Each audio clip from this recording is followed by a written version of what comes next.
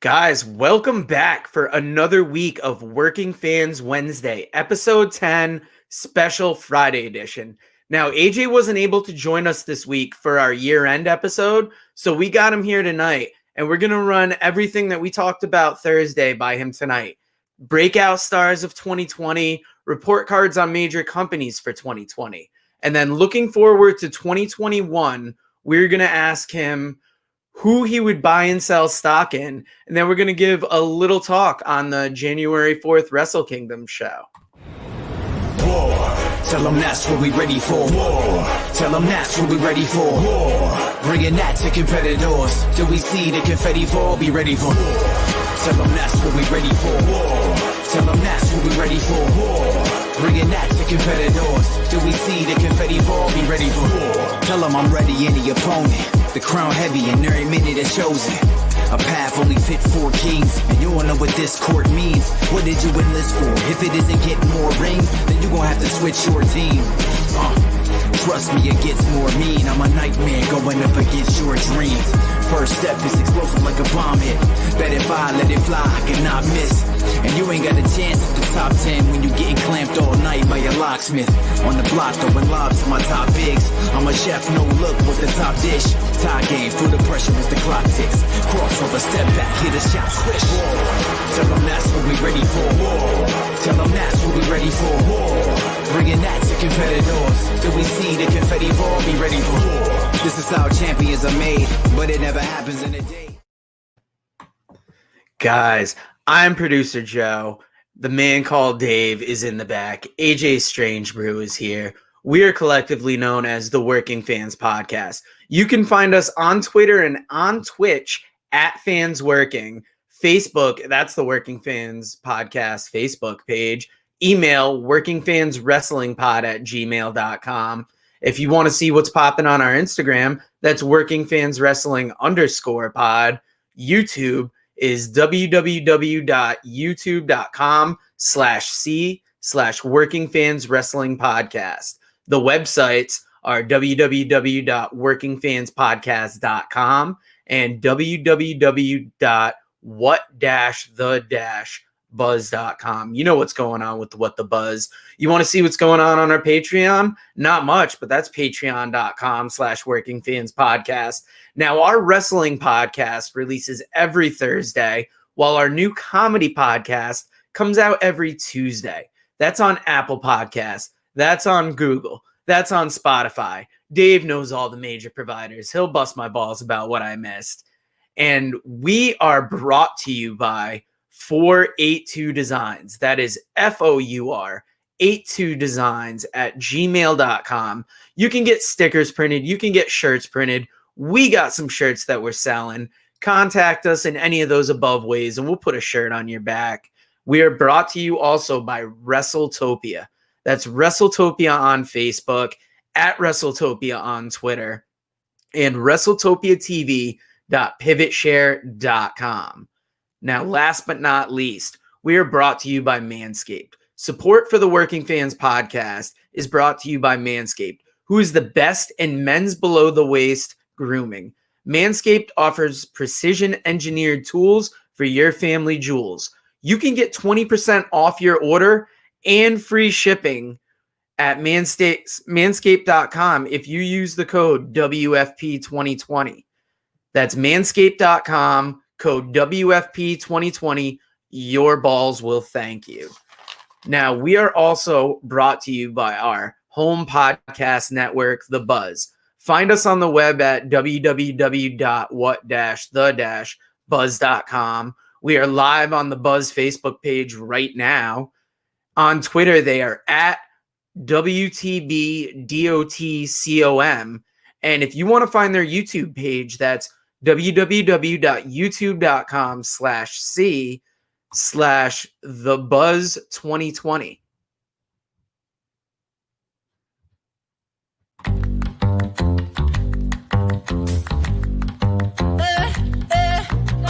Get the Lambo car, house in the hills with the stars. Told you I'd raise the bar, told you that I'd go far. Baby, it's crystal clear. I'm not a souvenir. I'm not an accessory. I'm a necessity. check me out now.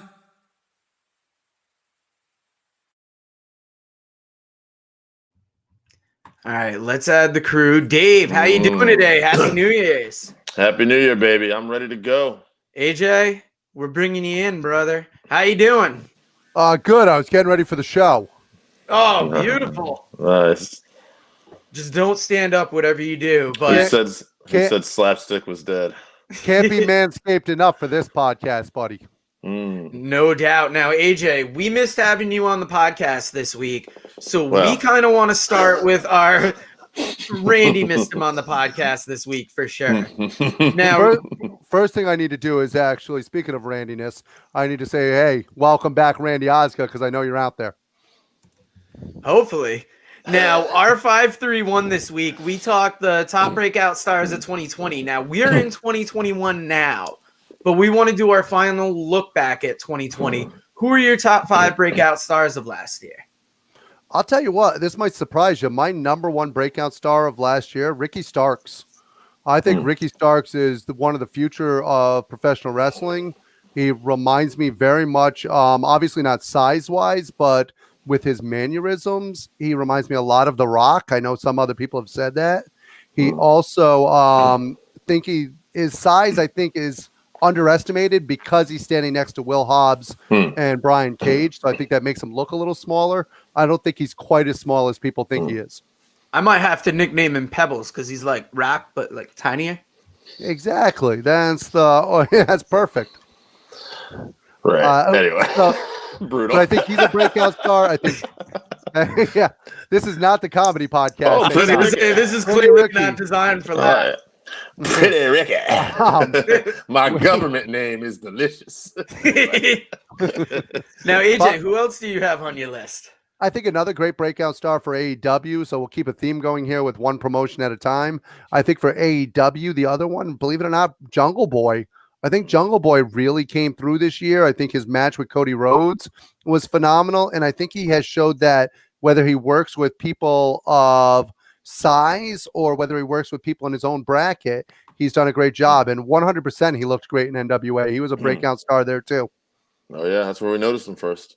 Yeah, 100%. Starting off in NWA, really showing us he can talk on the mic, and then taking that step up to Team Taz. And just now we get to see how well he dresses, how he comes across on the mic. They've even got him on some commentary that he's been going good on. Now, who do you got third on your list? Well, let's talk a little bit about the NWA. I think that we didn't see a lot of it, obviously, as COVID happened. But I think that before COVID, you had some breakout stars there, too. Ricky Starks obviously was one of them. But the other ones were Zicky Dice. I think Zicky Dice came out with a tremendous amount of personality and showed exactly what he could do in the ring. He doesn't necessarily have the best physique in wrestling, but I think you need a mixture of different physiques and different styles in wrestling, and he showed what he could do on the mic. No different than Eddie Kingston, who also first broke out in NWA earlier this year with his mic skills, a little bit better physique, and a little bit a great job of also working in the ring. So I think those two, and then this one might shock you because you're going to be like, how could he be a breakout star? Nick Aldis. I think Nick Aldis showed earlier this year what he can do as the heavyweight champion or the world heavyweight champion in a promotion that's actually getting shown on TV. We saw him years ago as Magnus, but this is a totally different guy. He's a world-class athlete now, and to me, he's one of the breakout stars of 2020. No, I agree with that. Yeah, I think he elevated himself from almost like mid-Carter and Impact to like, you could put him up there against any of the NWA champions that have existed. And I think he holds himself in that Ric Flair, like Harley Race era where this is the world title and you have to come fight me for it.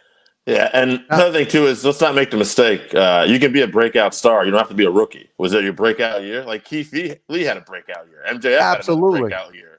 You know, so there's a lot of people out there that have been in the business for a bit, but they're breaking out now. And I'll be honest with you, the only reason I didn't list MJF is because I still don't think he's actually touched what he's going to break into. I think he's got so much more ahead of him that this isn't even his breakout year. I think, believe it or not, by the way. Yeah, Thunder Rosa, another NWA breakout sensation, and showing what she can do in other promotions. This is a hard year because you saw so much more wrestling in America that picking a small pool of breakout stars is hard to do. Actually, go ahead. Sorry. No, I was going to say NXT had a great breakout year too, because most of the people that were stars from 2000, love that guy, Randy Osga. But when it comes clearly to NXT, he's working us. when it came to NXT, most of their roster had to break out because a lot of their roster left in 2019. Mm-hmm. And here you are with a brand new roster for NXT and a new pool of talent. And then you get hit by COVID. So it was a hard year to break out, but some of them did it. Johnny Gargano, I think, even though he's had great years in the past, this is a breakout year as a heel. His wife, Candice LeRae, having a breakout year. Toni Storm constantly looking like she's going to break out of those shorts. Hashtag Toni Storm's ass. I will say this too, and I'll throw one main roster guy out there, Jey Uso. Like, he had a breakout year. The only reason I haven't mentioned him yet is just because I was saving the WWE for last.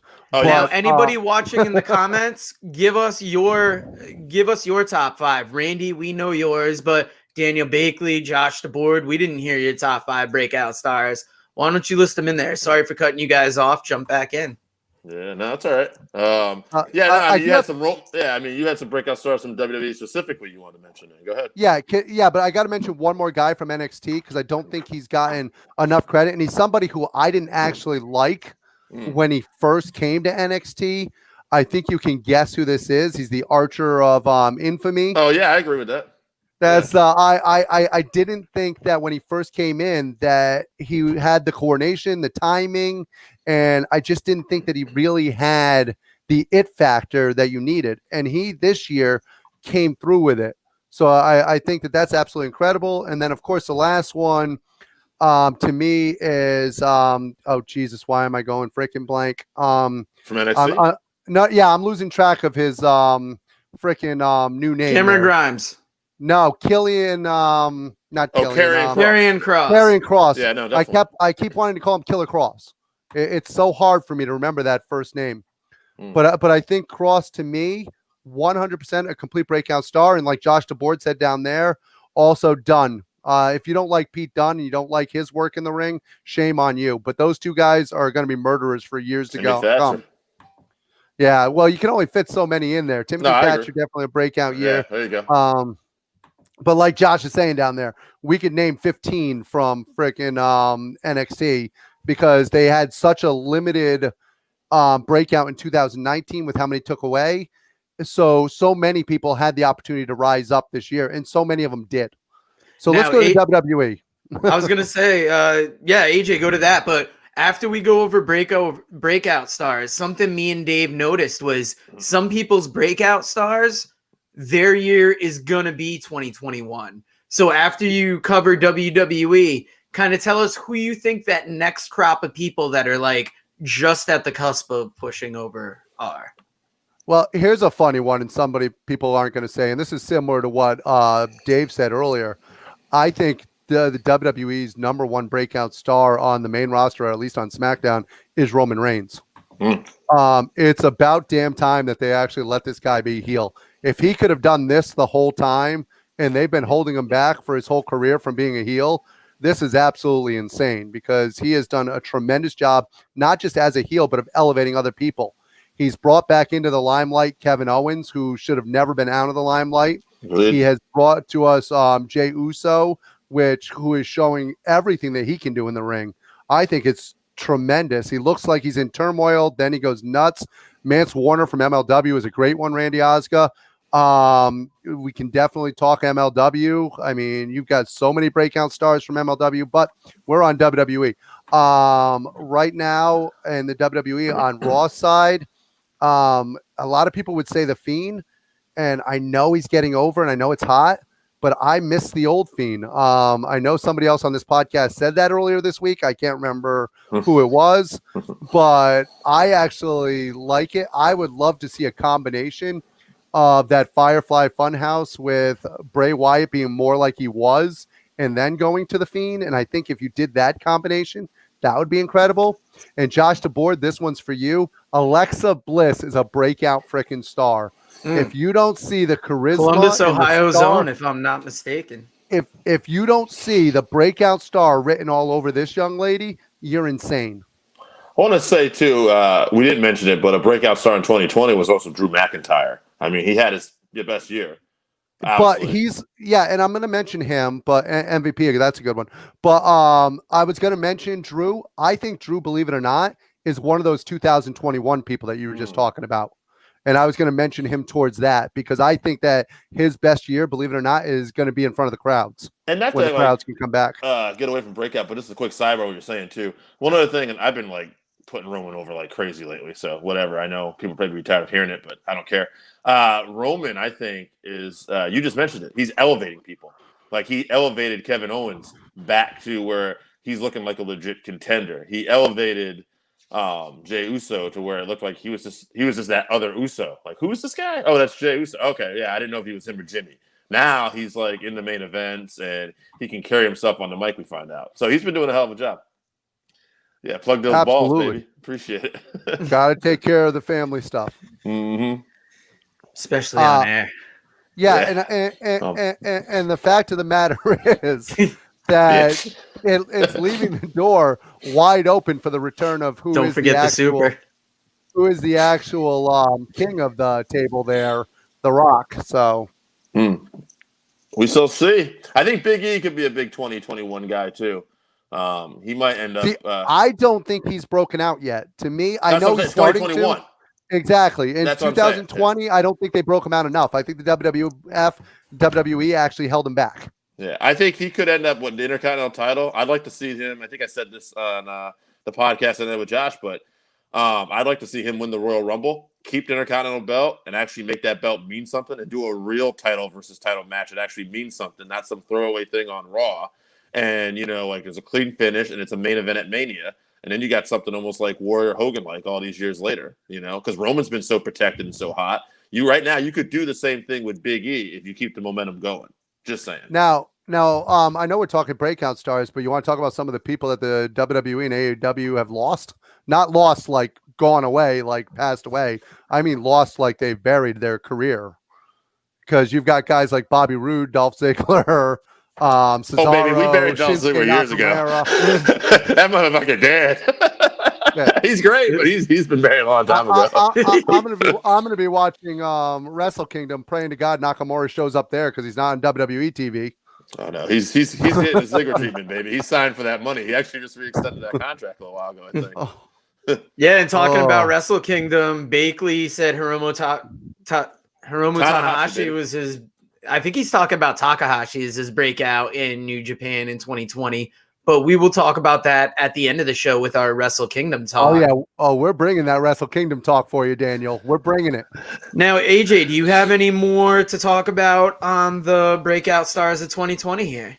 I think another one, obviously, was Io Shirai. If you don't think this is the best year Io Shirai's had, I don't see where you can have a much better year than Io Shirai. And I would feel bad if I left her off the list, obviously. Consistent. Yeah. Definitely consistent. All right, now before we move on to the 2020 report card, I'm just going to play a little video of our podcast for you. Please do.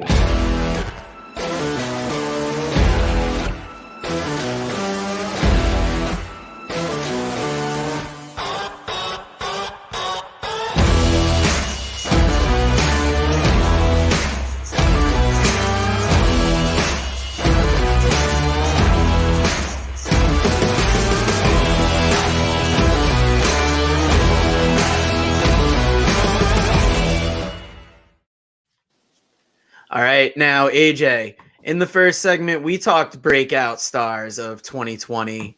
Now we're going to go on to something that I don't think you're going to mind shitting on the whole industry. We're giving a 2020 report card. We're going to get your grade, and then we'll fill you into what me and Dave did this week. Now, we're going to start off with New Japan Pro Wrestling. Both me and Dave were guilty of not watching as much as we would have cared to this year. It was a little difficult to watch as much New Japan. I think just because of how much wrestling is out there right now.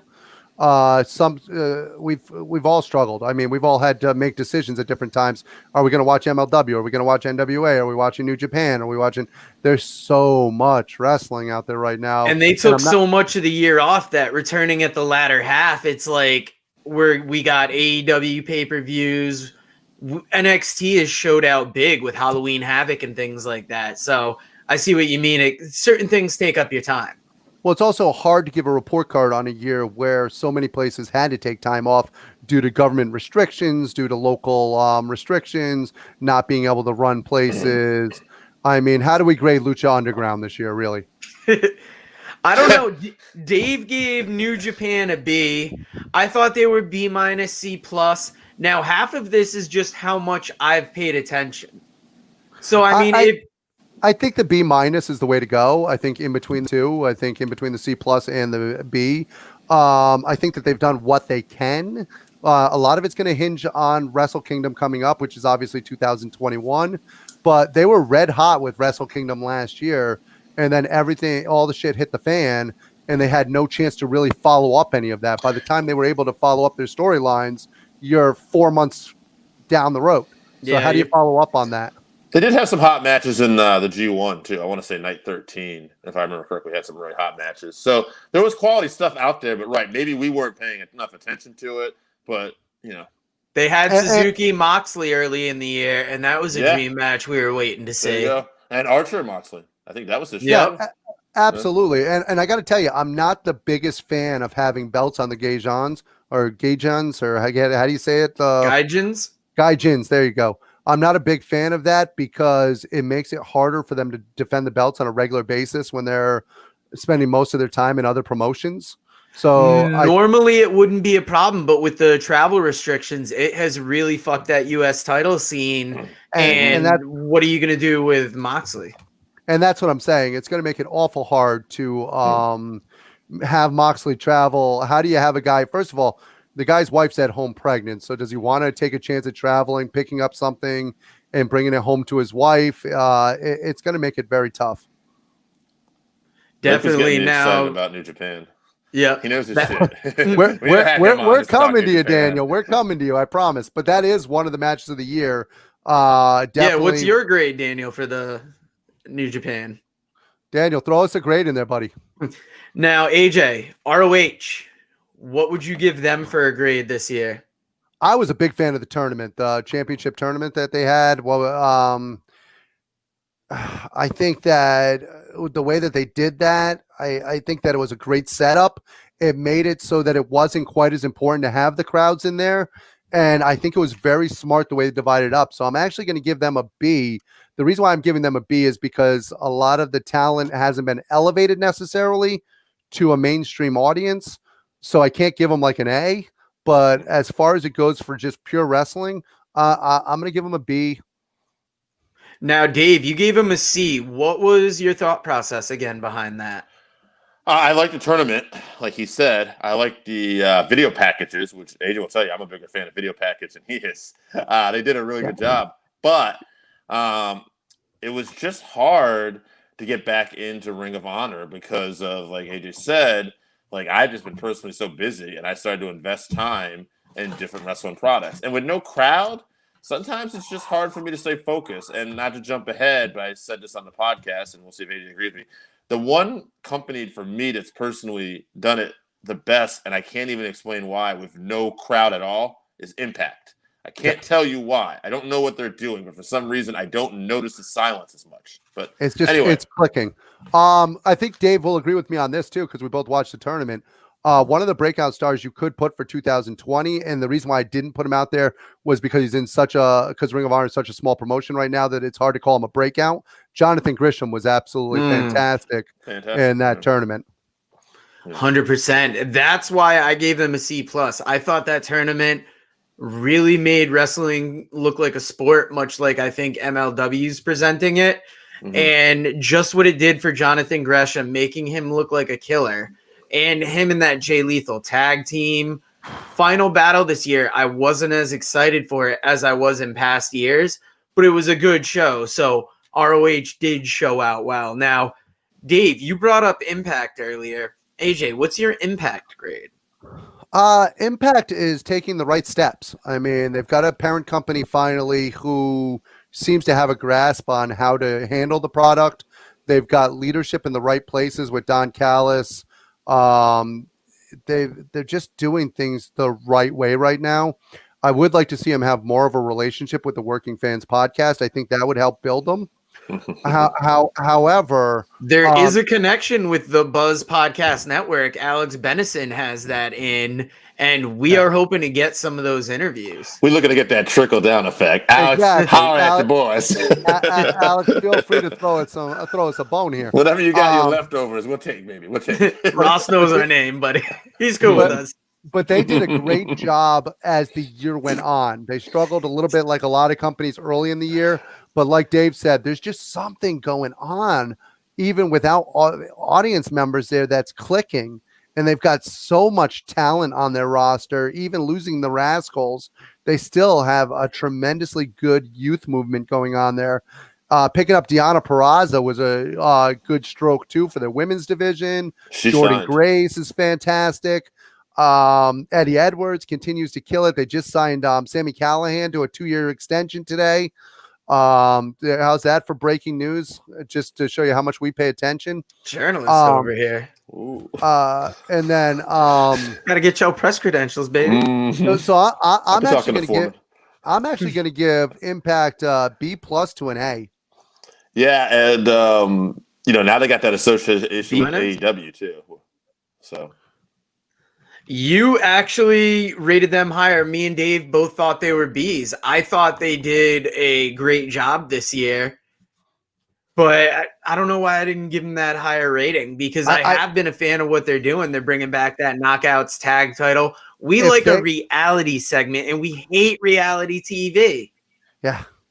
And I do. You know me. I don't like crap like that. But even that freaking weird-ass Wrestle House that they did was entertaining because of the people that they had in it. Who doesn't? If you don't love Johnny Swinger playing the old-fashioned, when I broke in the early 90s, or for so he's playing the AJ Strangebrew of the Impact roster. It's pretty. That's exactly what I'm saying. He's playing that old kayfabe character who, and Johnny Swinger is somebody who, for most of his career, wasn't used correctly. Early on in his career, he could wrestle his ass off. AJ Strangebrew had that fanny pack with the pharmaceuticals in it too. Don't worry about it. Now, AJ, we know you're not afraid to cut loose. So, what is your grade for Raw for the year? And you want to get everybody in the comments section mad at you. All right, let's piss everybody Raw. Let's piss everybody off real quick. But he likes it raw.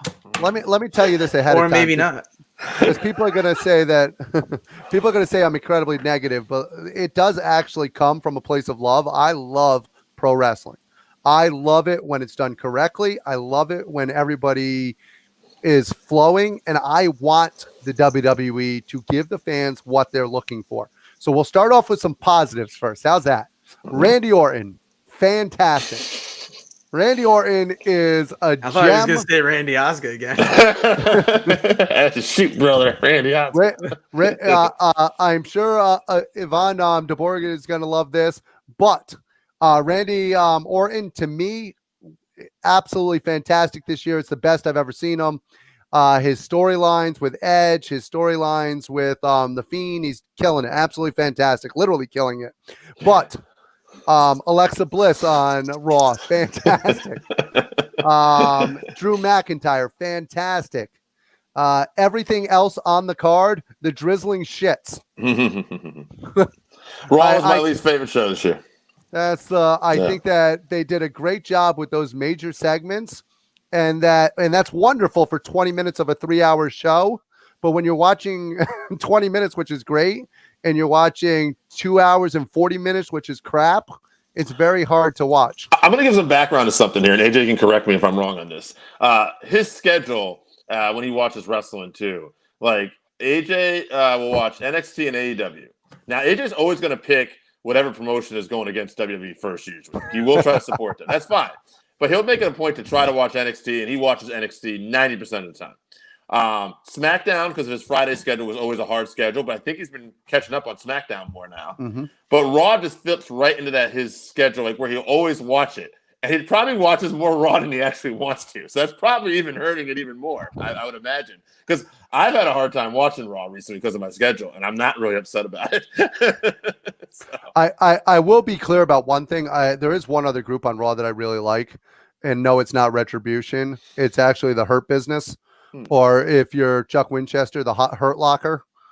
But the Hurt Business, I think, has done a great job of bringing back Shelton Benjamin. Elevating freaking Bobby Lashley finally to a main event player. They've brought Cedric Alexander, who is going to be a breakout star, and you've got freaking MVP, who's a great mouthpiece. So them overall is another high spot to them. But I agree with Dan Backley. Sorry. I agree with Dan. C- at the best. And that's actually being generous. That's if we don't want to fail anybody this year, then but as far as I'm concerned, if there's got to be one F out of all the wrestling I've watched this year, it's them. Yeah. Oh yeah, me and Dave gave it 2 Fs for get fucked. But how do you view SmackDown versus Raw? It's not even close. SmackDown is about 1,000,000 times better than Raw. Dave knows through the years I've always liked SmackDown better than Raw because early on, SmackDown was where you would find your Chris Benoit's, Eddie Guerrero, Angles, your Eddie Guerrero. It's a wrestling show. It was the wrestling show, kind of like the Intercontinental title early on was the wrestler's title. SmackDown was the wrestler's show. So I've always preferred SmackDown.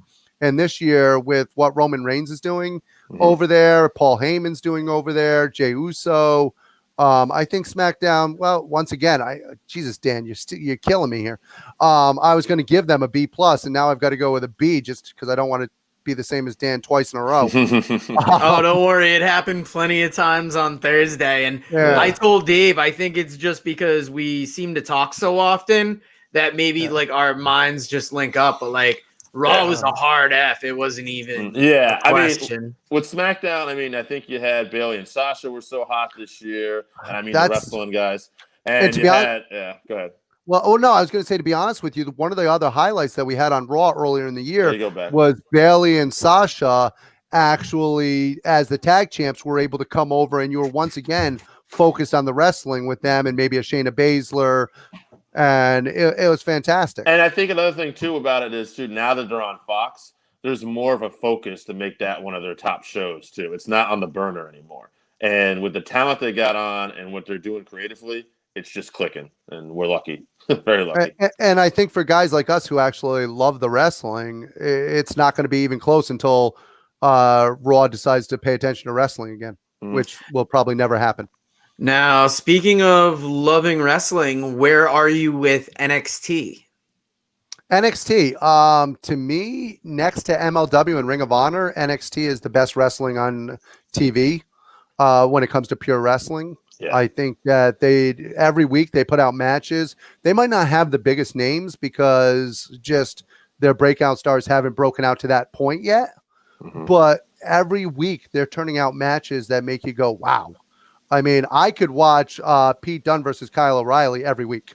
You want to book that every week? I could. That New Year's Evil card is sick, too. We're not going to talk about it anywhere, but just to throw 2 matches out there. Ciampa and Thatcher in a cage, and O'Reilly and Dunne. And then it's like, I think, Rhea Ripley's, Raquel Gonzalez, Last Woman Standing. It's a sick card. I started looking at it, there's going to be a lot of great in-ring action on the show.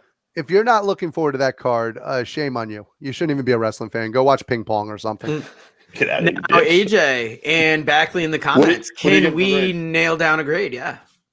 So on NXT, I'm going to give them a, before Backley can come in, God damn it, what is it? I'm going to give them an A. Okay. It's maybe an A-. I'll give them an A-. Just because I'd like to. Why the A-? That's another good one. So the reason why I'm going with an A- is because to me an A or an A+ just has to really be there, and I just don't think NXT has quite crossed the line in their storylines yet to get to that A, if it makes sense.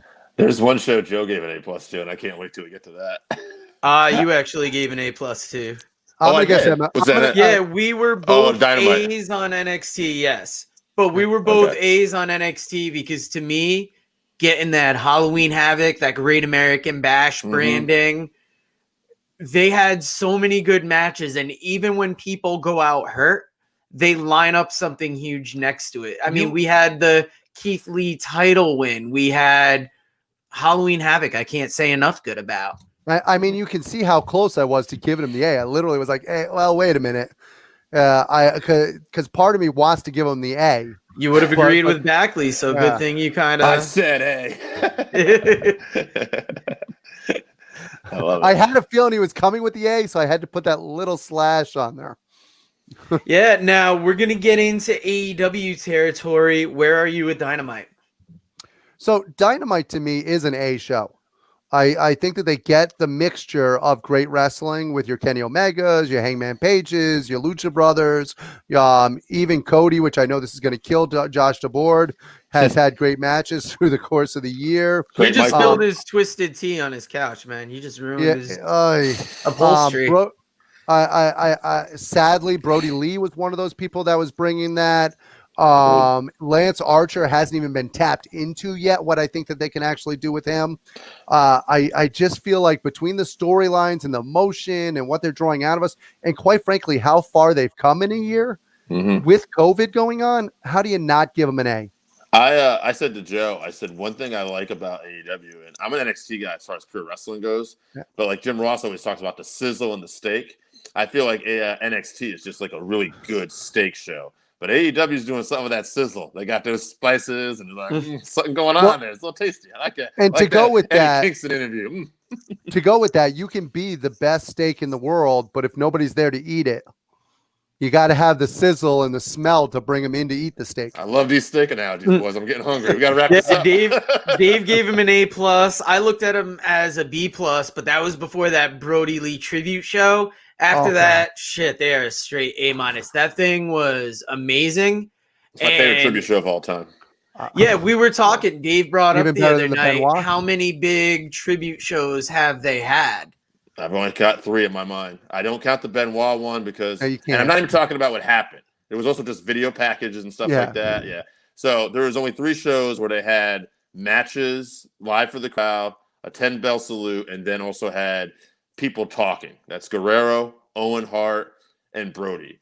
Now, the Owen was the first one. That one is something I'm always going to remember. Like, you know, that just really hit me hard. Eddie obviously hit me hard too. But the Brody one, and I like Brody, but it was so well done. It just got me. They did so many things that were so good and emotional. And I don't know. I think it was timing too. I don't think you could have put on a better tribute show than that. That was an A++. I actually agree with Dan down below. Again, he said that pre-COVID they were A+, and that they went to B+, which is kind of why I gave them the A and not the A+. I think that they're a company that needs the live crowd, unlike Impact, where we talked about there's just some reason they don't need a live crowd. Yeah. When you get the live crowd for an AEW event, it's just the next level. And as you guys know, I was at the original Full Gear. And Fight for the Fallen, I believe. Oh, Fight for the Fallen. Sorry. The original Fight for the Fallen. And when you're in that crowd and when you feel what's going on in there, it's just a completely different animal. And I love that Daly's Place setup, but without a crowd, it definitely stands out that there aren't people there because seats are so much a part of it. It's almost like an amphitheater in most towns. And the problem is even when you go have WrestleMania and stuff like that and football crowds, football stadiums are not set up the same way as wrestling stadiums are. And it doesn't allow. So now with less people in there, you really can't hear the crowd, because I have to believe that the crowd at the Brody Lee was even more insane than what we heard. So what else? Nice. Here, Joe? Dave said I was a fool for asking you this, but I'm going to throw it out there. How did you like AEW Dark? I actually like AEW Dark. I know Dave doesn't think that I watch it, but that was the exact quote. I stand by that. I actually like AEW Dark. Like this week, they've managed to actually have 4 women's matches on the card, and I think that they do a great job of setting up beforehand some of the storylines going forward, and they do a good job. Now, Dave is correct. I do not watch it every week, but I would give it. I would actually give it a B. Sure. Okay. I would give it a B because I think they're doing a good job of growing people. But if you're gonna do that, I think you also have to watch the BTE there, because I think that also does a good job of growing the personalities and growing the characters that we're seeing on Dynamite. We didn't even talk about that. I gave Dark an A because they're almost like their own feeder system. They're bringing in top level indie guys, and that's where you get your first look at them. They do a few dark matches, and then they make their way to like a low-level Dynamite match. I agree with that. I do agree. I wish I had more time to watch it. Dave's right. I don't watch it as much. But I ultimately don't think at the end of the day it's a storyline driven show, so I can't go that high. That's why I went like a C plus, if I remember. Yeah, you went C. Okay. Yeah. Well. Yeah. C plus, and like I said, I went B because you can't possibly drive storylines on that show. Yeah, it's not. There's a couple things once in a while they'll do, but I mean, for the most part, it's not a storyline-driven show, and you can skip it if you had to. But there's a lot of fun stuff on there if you want to just have like a fun time watching some wrestling and just know it's not going to really necessarily lead to anything. And there are good talents that show up. Now, once again, Dan's hitting it out of the park. I don't know if you're reading it down there, but Danny Limelight wrestled, and I agree. Former guest of the show. We got him before he was popping anywhere. Now we've seen him on United Wrestling Network. We've seen him on Dark. I would like to see him sign with them. He was on the New Japan Strong show too. They were doing every Friday. You talk about a young talent that deserves to get a nice little push. That's a guy. His daughter's killing it too on the acting scene too. So heads up to Danny Limelight. Now, AJ, you showed us earlier your Lawnmower 3.0. I'm going to hit a Manscaped commercial, and you come back and you hit us with some Manscaped talk again.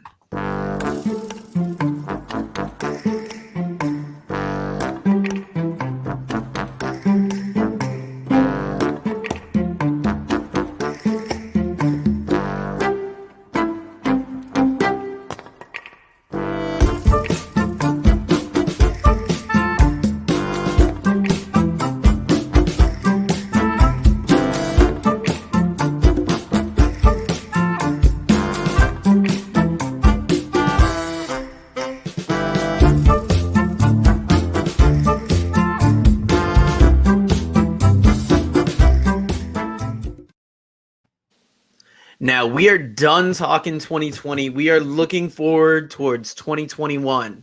Dave came up with a quick buy and sell segment that we're going to talk about right after AJ cleans out his lawnmower there. Well, the funny thing is you mentioned cleaning it out. It's actually very easy to clean out. You got the ceramic blade right there, which actually protects the boys. You've got, look how easy that is. Just, it's clean. You're all set. Speaking of clean. Just got to blow on it. Oh, exactly. And that'll keep it hard all day long to clean.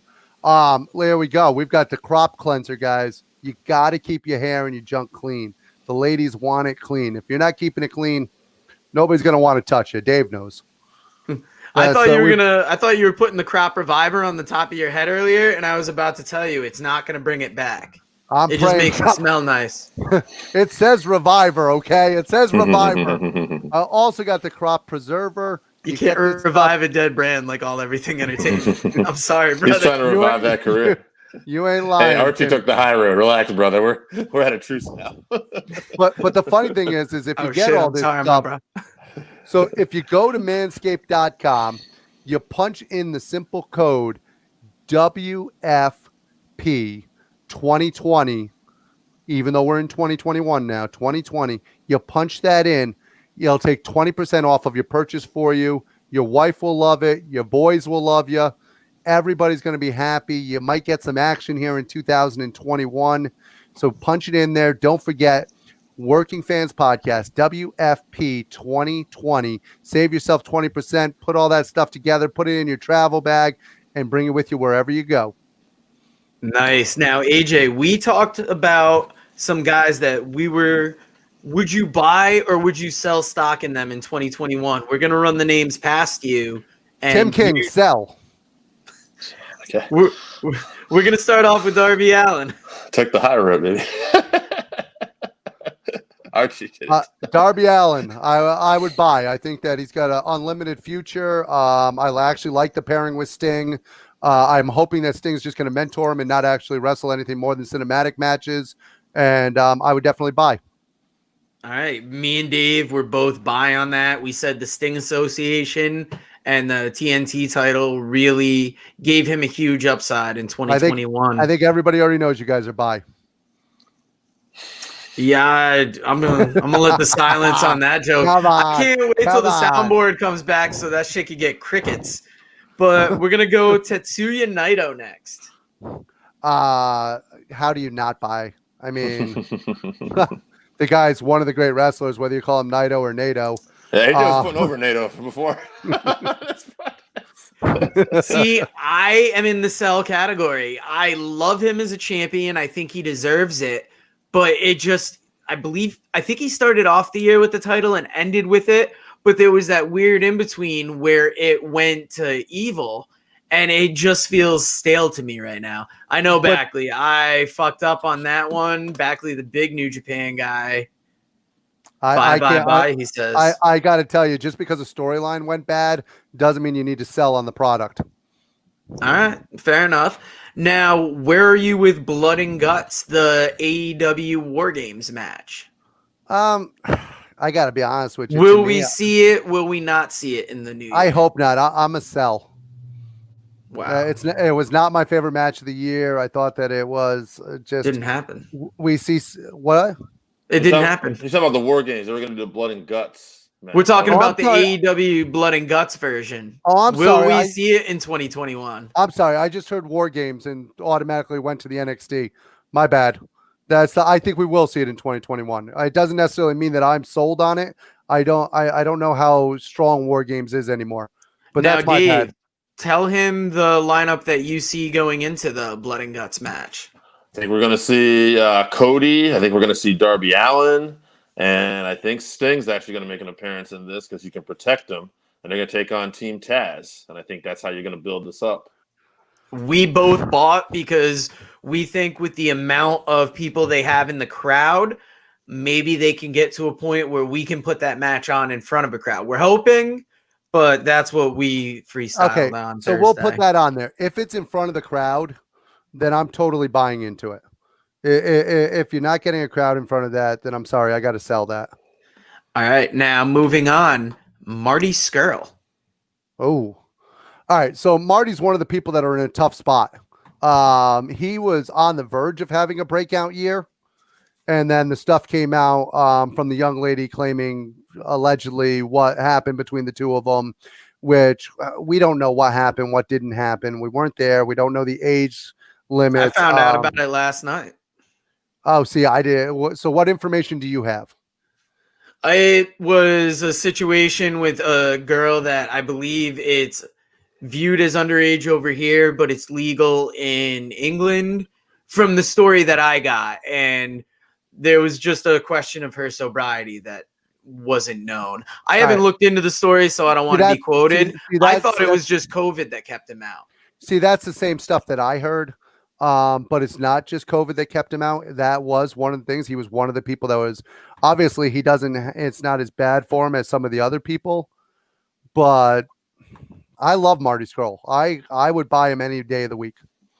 Wow, Dave bought, I sold because I thought it was just COVID. And I said when we don't know when travel's going to return, it's hard to see how he's going to come back. And now finding out it's that stuff on top of it, he was booking ROH. We didn't know any of this on the podcast. Go listen. I knew he was booking for ROH. That's part of his contract. But I'm buying him. Nothing has been proven as far as I'm concerned that he broke any laws or whatever.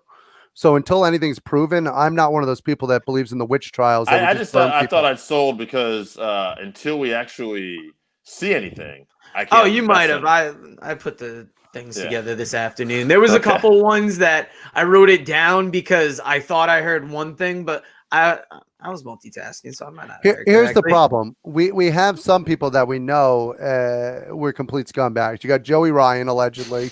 Oh, I was about to say, Jesus, man! Like I'm on air. You don't have to. No. I'll always throw the allegedly in there.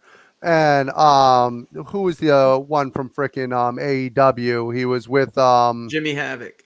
Yeah, Jimmy Havoc. I don't know why I was drawing a blank on Jimmy Havoc, but you have two people there who allegedly did really horrible things and they have proof up the yin yang allegedly on both of them, compared to a story where we haven't found out that he actually legally did anything wrong, allegedly.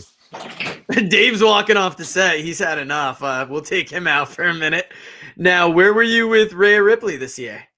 I would buy Rhea Ripley. I think that they kind of buried her a little bit with COVID when she had to go away a little bit and go back with her visa and travel and all that stuff. And she kind of cost herself a little bit with that. But I think they did a good job towards the end of the year of rebuilding her. And I think that I think it's only a matter of time before she's gone from NXT.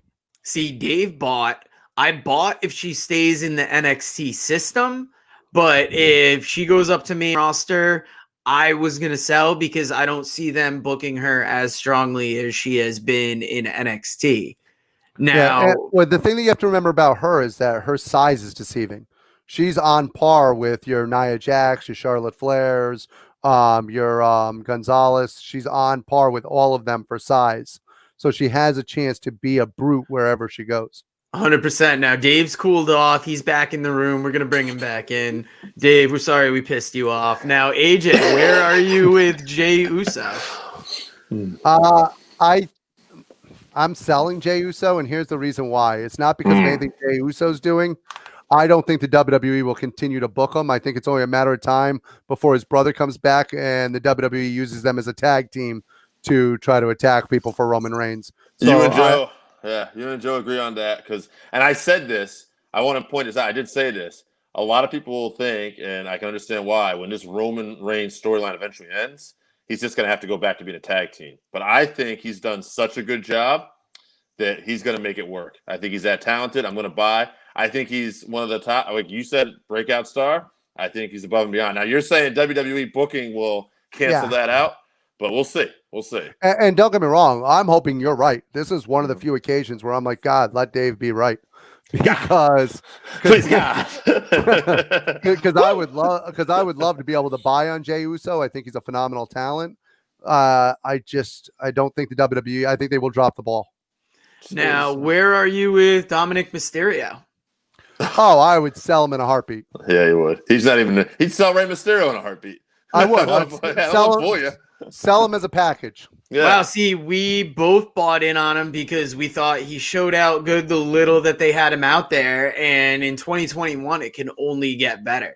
And especially having that package with his dad and his family seems to have really propped him up and given him a story to get him introduced to the universe. Sidebar, I'm just going to say this to give AJ the red ass. Iron Anderson said on a podcast, if he could pick 10 wrestlers in the Hall of Fame, his own Hall of Fame to start with, he finished up that list, we'll just say, with Rey Mysterio Jr. Because if any one guy, despite his size, could make it believable, no matter what, and the way he told stories, and the way he worked in the ring and chopped them down, he was like, it's got to be Rey Mysterio. Rey Mysterio is going to be a Hall of Famer. Rey Mysterio, phenomenal talent. Rey Mysterio now as a middle-aged man with a beer gut and barely able to move anymore is not the same wrestler. You didn't like him when he was young because you said he was too small. You hated that guy, and I'm going to call you out on it every time. All right, now, guys, we're going to finish up this list with Bray Wyatt. Buy or sell in 2021? Bray Wyatt, I will buy on because they burned the Fiend, and Bray Wyatt's all that's left. I meant either way. I mean, we both bought into him because you don't know where he's going in 2021, so there can only be an elevated story. He's too good. He's too good. I'm gonna buy into him because how many times now has the WWE tried to bury him, and he still finds a way to be creative enough where he still escapes them burying him and has come back to life.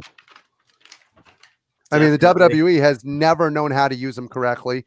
They screw it up every single time. He's been over time and time again. It's him and Kevin Owens who Vince seems to just hate with all of the passion for some reason. Now, definitely. Now, we're going to move on to a little talk looking forward to 2021 a little more. January 4th and 5th, we have the Wrestle Kingdom 15 live show. Now, I'm going to throw matches at you guys, and I'm just going to kind of hear what you think. Hey, quick sidebar, funny note. I paid for my New Japan Pro Wrestling subscription this month, and Yeah. I actually got a message from my bank trying to ask me if this was a legit thing. Yeah, because they're like, "You sure you want to convert this to yen?" I was like, "Yeah, 9,999 yen." This is me. I want to see the show." Now, January 4th, the first day, kicks off with the King of Pro Wrestling Rambo, which is a battle royal where the final 4 contestants will meet the next day for the King of Pro Wrestling match. You'll hear me on the podcast say, I didn't know who the fuck was in it. We don't know, but this card, there are a lot of people missing. Could any of the names that aren't already booked get a listing somewhere in this Rumble? I mean, I think a lot of these things are just going to be, it's going to be a fun match. I don't think it's going to be anything crazy. Usually these New Japan Rumbles are fun because they have a lot of like legends show up sometimes and people that I remember Sakuraba was in one and, Liger would appear in these. So they're usually fun. I don't think it's going to be. Yeah, the King of Pro Wrestling title isn't a huge title. I mean, I think Yano had it most of this year. So it's an interesting way to kick off the night. Match 2, Hiromu Takahashi versus El Phantasmo. The winner goes on to face Taiji Ishimori the next night for the junior heavyweight title. How are you AJ, how are you feeling about this match? I think Phantasmo is going to come out with it. I think that it's going to be a great match. I think that you'll see a lot of what you expect from both of them. Hard hitting suplexes, some high flying. You'll see a great combination of both. And I think Phantasmo is going to actually come out with it. I think what AJ's trying to say, too, is what you're going to see these guys do is a lot of what Rey Mysterio set the table for all the years later. And we can't wait. I got you, baby. Bagley says Hiromu's got to win. I feel Hiromu and moving into Taiji Ishimori the next day. But either way, I'm going Phantasmo. Either way, we're going to win out getting that match. Now, Thursday, I was not aware that Taichi and Zack Sabre Jr. are the tag team champions. They're going into the Tokyo Dome versus the Gorillas of Destiny. My tag team of the year. Your tag team of the year. He did, actually. Yeah, he did that. Yeah, that's true. Now, do you think that the Gorillas of Destiny are winning this? I believe I heard on Post today that they have never won in the Tokyo Dome. And they've never won the titles in the Tokyo Dome. So does that set us up for a Gorillas win, or do Taichi and Zack Sabre keep it? I think the Gorillas are finally going to do it. I think they're going to come through. I think this is it. I think this is their year. And they're going to get the straps. You know what I said? Ain't nobody realer than Gorilla. Now, Dangerous Techers will lose, so Bagley also has Gorillas of Destiny. Now, next up on the Thursday podcast, I erroneously said it was Kenta versus Juice Robinson for the IWGP US title briefcase. Kojima. Juice Robinson got that orbital fracture, so it's going to be Kenta versus Kojima. And that is going to be a hell of a battle. But, I mean, Kenta's got to win it, right? I think so. I think Kenta is going to come out on top. I love that hard-hitting style. I can't wait for that match. If there's one match on the card that I'm looking forward to, that might be the one. Kenta's got a date with the U.S. title at some point. Yeah, absolutely. Now, I thought your match of the night, AJ, was going to be the next one with Hiroshi Tanahashi versus the Great Okan.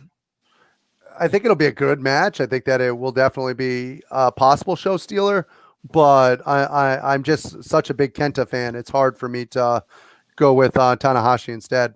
So you mean No. I mean, instead of him versus Okan. No. I mean, match for match. Oh, gotcha. Yeah. I do think that it will be good. I'm going to go actually with the Great Okan on this one. See, I saw it as a chance to elevate Okan by having Tanahashi put him over. And that's exactly what I'm seeing. I think that this is going to be a breakout year for Okan. And I think that this is a chance to start it off right and really push him to the moon. Now, the match I've got for match of the year or match of the show has got to be the next one with Kazuchika Okada versus Will Ospreay. I think this is going to show out, and we'll be talking about this all year. We'll be talking about it this time next year. I like Ospreay all day long, baby. I love Ospreay, but I'm going to go opposite of Dave. I'm going with Okada. I think Okada is going to go over on this one. I don't think Ospreay needs it or Okada needs it, but I do think that this could also be a match of the year. It's so hard on this card. There's so many matches that could end up being the match that you're talking about all year long, and this is another one of those matches. I mean, perfect world for me, I might be in the minority. I'd like to see Ospreay win it and then work himself into a IWE title program. So yeah, because he was just breaking into the heavyweight division, I believe, before COVID hit. A lot of past Wrestle Kingdoms, he has been on that junior heavyweight match that is showed out early in the card. Hey, this is a little bit off topic, but did you guys see the documentary with Ospreay? We did not. I didn't. I didn't see it. No. That's there's a very good documentary out that you can actually check out on Amazon Prime about Will Ospreay's upbringing and what he's been through and where he's come from, and it shows his trips to Japan, and I recommend it to anyone. It's a fantastic documentary. Nice. Do you happen to have the name? It's called Will Ospreay. All right, I'll Google it. Now, the main event match of night one is Tetsuya Naito versus Kota Ibushi for the IWGP Heavyweight and Intercontinental titles. I think AJ said he's got Naito all day. So I do. I think Naito's actually going over in that one. I'm going for Ibushi. I just hope it's his year. I don't know if they're going to put it on him, but I really like Kota. And Kota Brazil? Yeah, Kota Brazil. I like the Golden Star, baby. Ibushi. Yeah, I see Ibushi going too. I hope we're setting up Ibushi Ospreay. That would be great, I think. Oh, God, yeah, that would be a match. Now, January 5th, it starts off with a dark match with Stardom talent. I believe they might have said on post this morning who it was. I didn't write it down. Backley, if you're in the comments, let us know. He'll tell you. I think it is a shame that these are not getting televised, because me and Dave both talked about how we are interested in Stardom, but we don't get to see a lot of them. This would be a perfect place, and it's going to be a dark match. Now, the first real match that we're going to see on the card is that four-way match for the King of Pro Wrestling title. Obviously, not knowing who's going to be in it. It's going to be an interesting match, but I don't think it's going to steal the show. Now, next up, El Desperado and Yoshinobu Kanemaru. Guys, I have the name for you for that documentary. It's excellent. It's Ospreay, the rise of an international pro wrestler. Excellent. I will be checking that out tonight because I've got the Amazon Prime, and I'm always looking for a good wrestling documentary to find there. I love documentaries, wrestling documentaries, and I'm telling you, it's worth seeing. Look at Backley's like on it with New Japan, bro. I love it. I know we're gonna have to have him on. Backley, will you join us for the Wednesday show this coming up week to talk Wrestle Kingdom? We'll get his response in the comments. Now, it's going to be El Desperado and Yoshinobu Kanemaru versus Master Wato and Ryusuke Taguchi for the IWGP Junior Tag titles. AJ, who do you see taking that? I'm going to go with Desperado and Yoshinobu. Yeah, how do you say that? Yoshinobu Kanemaru. Sorry. That's hey, how would you pronounce that? I am not going to take debate on this. I'm going to take a hard pass. That's fine. Yeah, but their team name is Suzuki Gun, and I'm going to go with them. There you go. Damn. Backley had it a second before you did. I just wasn't quick enough with the trigger finger. Now, Jake St. John is popping in his seat for this one. Shingo Takagi versus Jeff Cobb for the never open weight title. Yeah. This is going to be the match of this night. And I'm thinking it's going to be second best match on the card. I think they're going to give it to Shingo, but I'm hoping it's Cobb. I love Cobb. You want a hard hitting match. This is the match of that you're going to want to see. These two guys are going to beat the living hell out of each other. I want to see Cobb get that push. That damn push. I think Cobb's going over. Wow. Now, AJ, what's your excitement level for Sonata versus Evil? Oh God. We're going to leave it with that comment. I think we just left it with silence on the podcast, but that was I couldn't care less about this match. This will be a ball. Now, second to last match of the night, Taiji Ishimori versus the winner of Takahashi and El Phantasmo for the IWGP Junior Heavyweight title. It's that second to last spot on the card. That's amazing for the junior title. Mark my word, El Phantasmo, new champion. Okay. He's going to win the whole damn thing. Junior heavyweight champion.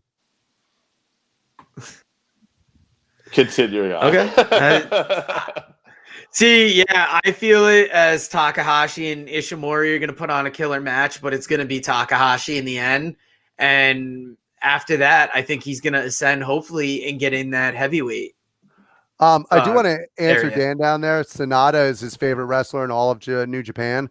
And I can completely understand that. It's not him I don't like. I'm just not a big Evil fan. And I know people love Evil. I think Evil, I just think overdone. Evil. I think that title run hurt him this year. I think it was underwhelming, and it just didn't get everybody popping off like we thought it would. Now, the last match of the night, Jay White versus the Naito Ibushi winner for the IWGP Heavyweight and Intercontinental titles. It's Jay White taking it all, baby. What do you think, AJ? I think Naito's taking it all. Okay. I'm going for Ibushi. No, I think Ibushi. No, I think Ibushi's going to actually end up taking it since I picked him in the first round over Naito. No, I'm kidding. I'm messing with you. I'm like, I'm confused now. Maybe I'm just tired. New Year's got me worn down. We had a big week. Dave's been slinging bread all week. I've been slinging fish and talking shit behind the counter. No, I'm messing with Dave. Naito, I think, is going to win it. I think that whoever comes from that bracket is going to retain the championship against Jay White. So Backwards got Jay White then. That's surprising. I mean, I can't wait to see how this all plays out. And like I said, hopefully this week we can have Backley on the show. Now, AJ, thank you for joining us.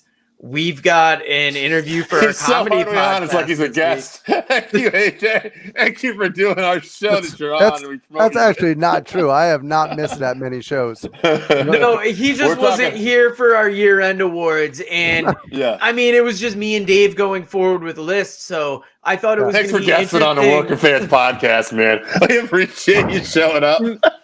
Hey, it's New Year's. AJ wanted to do a live show this week. I was working Wednesday night. That's why we didn't get in on regularly scheduled hostilities. My man Dave was on there showing out. And I just wanted to include AJ in this because I wanted to finish up looking at 2021 and then get a fresh set of eyes on 2021. And I think it's magic when we're all here. So we got some good ass wrestling this week too. I mean, New Year's Evil. AEW is going to be having a New Year's Bash card now. It'll be a mixture of, I think. And then we got, the Wrestle Kingdoms 4 and 5. So great week of wrestling. Well, I think the thing that you really got to look forward to in the new year, and we could talk wrestling all we want. We love wrestling. It's what we do. But the Working Fans podcast and what we bring on the Buzz Network, we're going to continue to grow that for you. We're going to continue to bring you the best talk every week. And we're branching out now into comedy where we're going to talk more about the stand-up comedians, movies, all the things that you love that make you laugh. So if you're looking for entertainment, check out The Buzz. And if you're looking for pure fun and excitement,